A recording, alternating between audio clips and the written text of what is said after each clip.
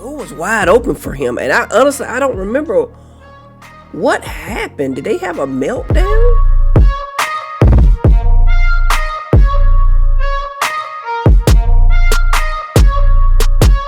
So shout out to Bumblebee for requesting that we react to when rookie Shaq bullied prime Jordan and almost got away with it. This is done by Jimmy High Roller. If you don't know Jimmy High Roller, I'm going to question whether or not you're a basketball fan. Because his channel covers basketball past, present, and future, really. And talks about the greats and breakdown. He did really, really good content. Please go subscribe. So we're going to react to this video. Must be a great video because it has over 13 million views. On January 16th, 1993, Michael Jordan and Shaquille O'Neal had one of the greatest duels of the decade. Jordan pops out right wing. Now fires as he enables his teammates up to 5 now. They play that two-man game. Now wants to go to work. Okay, Shaq. And they say play on as he just threw it in. They post it up now on Bullied. Backs in the lane. Hits again. Oh, he hurt his hand here. He hurt the hand. He went down very hard. Neal jumped up. Oh, boy, look at him go right forward and gets in his face. He said, I jumped out of his way. Creates the shots at the hit. Here it is. Styles comes off the screen. Jordan came over and picks up the Scottie Pippen finds Jordan right side off the screen. MJ, and it's a 1-point game. This is high for this year. 29 points is just 6 below his season high. In a back-and-forth battle that went into overtime, Jordan dropped 64 points, and Shaq had a 30-20 game with 5 blocks. The Magic, a brand new franchise that finished with just 21 wins in the previous season, defeated the reigning NBA champs. This was only the second time Shaq faced off against Jordan, but in one of the quietest rivalries in NBA history, this saga was far from over. And think about that, though, what he just said. A rookie dropped 30, 20, and 5. Woo! I remember Shaq and his dominance, man, and I don't know. It had to be his ego, his mental, the reason why he didn't just dominate and take over the league, because he really had the mechanics to do so. But yeah, he was young. Quietest rivalries in NBA history, this saga was far from over. In fact, in this epic matchup, Shaq would do something that would come back to haunt him years later. Everybody got went down that time. There was a foul call. Jordan turns and faces. Shot clock at 7, 6, and Shaquille. That might be the inside. MJ is down. Shaquille came over and really hit him. Now he's lifted him up. I can't let him dunk on me. That's not gonna happen. Touch him up.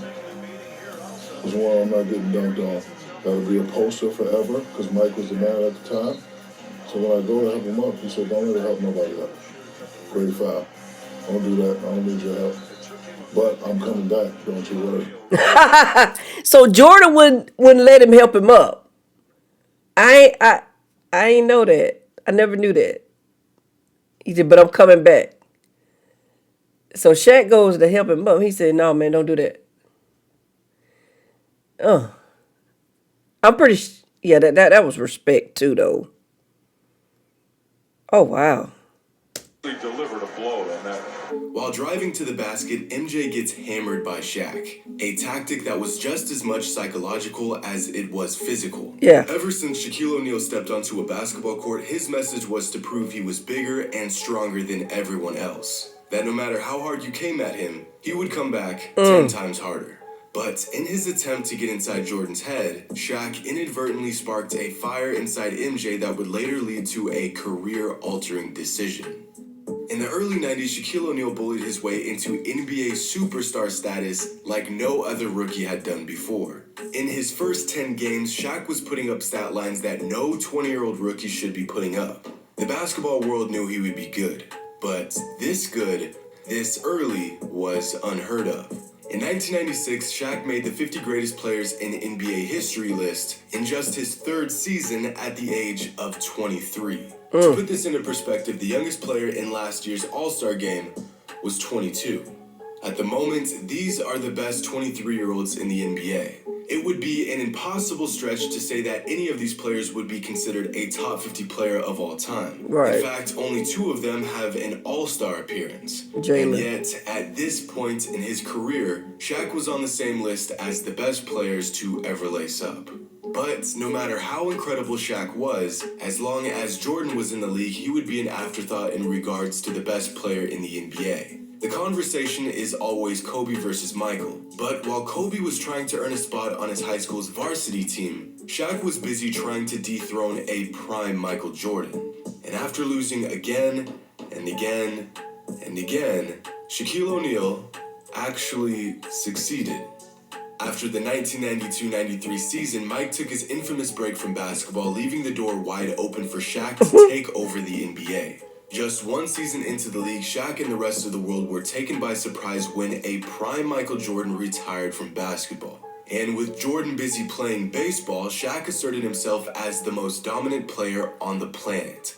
Jordan leaving the game was the best thing that could ever have happened for a young Shaquille O'Neal. At this point, the Magic had established themselves as the best team in the East behind their young dynamic duo in Shaq and Penny. Each game getting one step closer to the seemingly inevitable fact that Shaquille O'Neal was going to be the face of the NBA for the foreseeable future. In the next 2 seasons, Shaq had turned a failing franchise into an NBA powerhouse. From 21 wins to 57 wins in just 3 seasons, topping the East in 1995. Averaging 27, 13, and 3 while earning 2 All-NBA team selections, a Rookie of the Year award, and a scoring title at just 22 years old. This was his time. He had the team, he had the talent, and Mike had vacated his #1 spot. How could you possibly stop a 7'1", 300-pound freak of nature?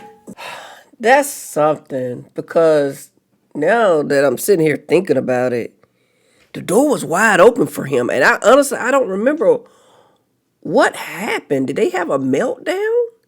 Because him and Penny didn't win a chip together. I'm pretty sure Jimmy about to go over it, but it just got me like blown away now because it was wide open for them to win while Jordan was gone. Who goes? Okay, let's get back to it. You wanted to get away from the media. They had no more challenges. Less than 2 years, you're back. Just at the moment Shaq thought he was free from Jordan's reign, Michael decided maybe basketball was a sport after all, and returned to the game in the spring of 1995. And that fast track to the NBA Finals just took a detour for Shaq and the Magic. But the last time Michael played Shaq, the Magic weren't even a playoff team. Now, just 2 seasons later, they were the best team in the East and had all the ingredients for a future dynasty. Meanwhile, the Bulls were recovering from their Jordanless year, and for the first time since the 80s, the Bulls didn't look like the obvious favorite. In the 1995 NBA playoffs, 2 years after their last matchup, Shaq would finally get his chance to officially snatch the torch from Jordan. And he did just that. Big guy gets it there. O'Neal with the fadeaway, and it's now 7-2, Magic with a lead. Looks for the lob, and Shaq drops it in. Touch the back end, will comes over the house, but you can't do that. The Bulls side for Shaq. O'Neal, jump hook. These two In against Shaq. Try to adjust in the air, and he will. Give me that. Give me that. tries to go Yeah. to the floor and slams. And he does. What a big play by Shaquille O'Neal. You know that's crazy right there? The fact that I laughed at that because back in the day, we all laughed when we saw a big man trying to bring a ball down the court. But now, these guys play all over the place. Now, big man running point now. That's crazy. The big guy, O'Neal, tosses it in. Backs it in. O'Neal throws it in. Basket by Shaq. On the floor, Shaq and O'Neal. O'Neal with the slam. And the Orlando Magic are going to win this series over the Chicago Bulls. The Orlando Magic here come into the United Center in Chicago and defeat the Chicago Bulls. For the first and only time in his prime, Michael Jordan and the Bulls were knocked out of the playoffs. The once unbeatable team had fallen to a 22-year-old Shaquille O'Neal and company, and Shaq's master plan had finally become a reality. A run that shocked the basketball world and even Shaq himself. I'm studying him because I want what he has. I'm studying how the refs treat him. I'm studying how he's talking to his teammates and they respond. I'm studying his relationship with him and Phil Jackson. I'm studying how the opponents look at him and fear him and all that. I definitely want that. He was the best in the game, and I wanted his spot. But why not take that with you to really and stay? Probably could have stayed in Orlando, but if things didn't work out, because I think him and Penny had some issues.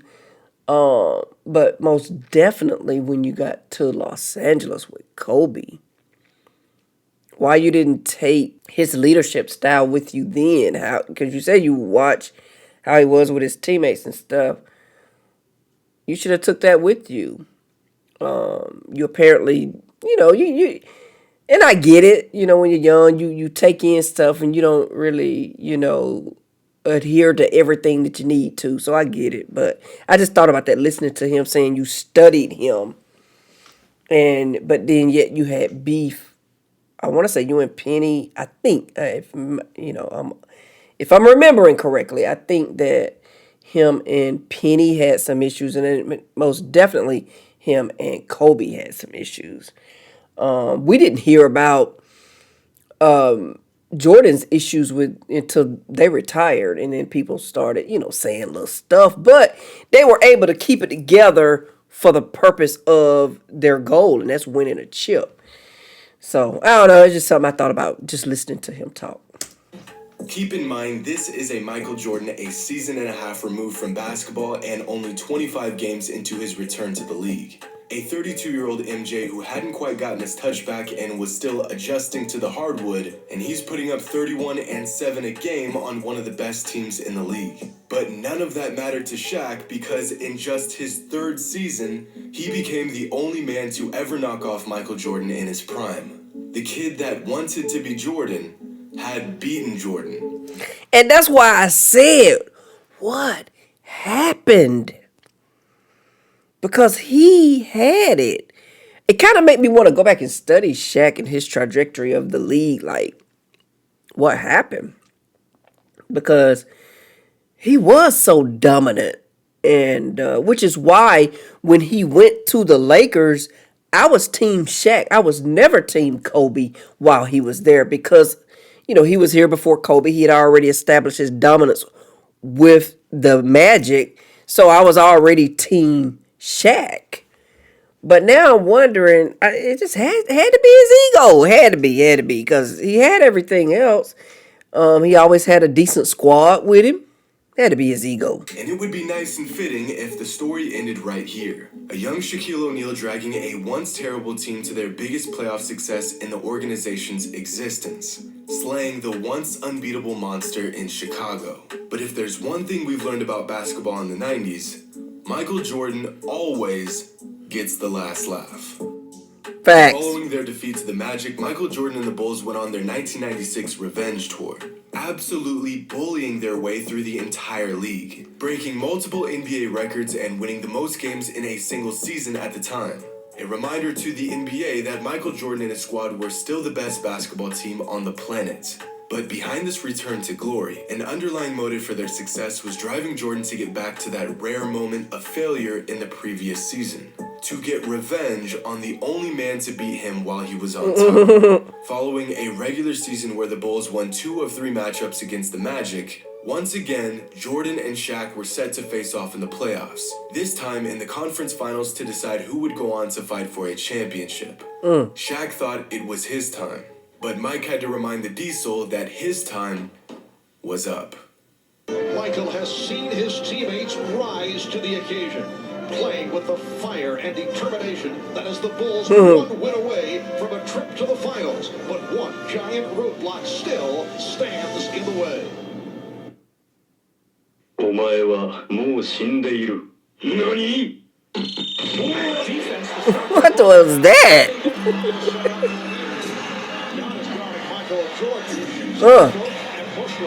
Jordan.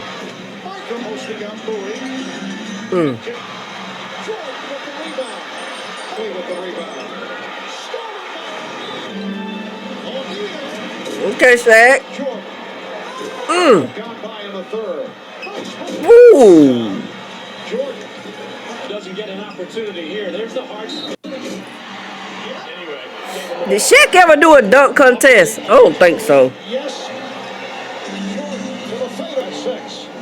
Jordan, you trail most of the way. Jordan.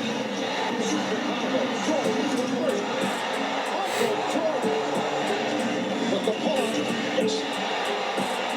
45 points. They both. After losing to the Magic in the season prior, the Bulls went on to sweep them in the 1996 Eastern Conference Finals, including a 38-point blowout in Game 1 and holding the Magic to just 67 points in Game 3. In the 1995 playoffs, the Magic won by an average margin of just 1.25 points, winning the series in 6. In the 1996 playoffs, the Bulls won by an average margin of nearly 17 points. A beatdown of historic proportions. To put this series into perspective, the 2017 Warriors had one of the most dominating runs in NBA playoff history, going 16-1 on their path to a championship.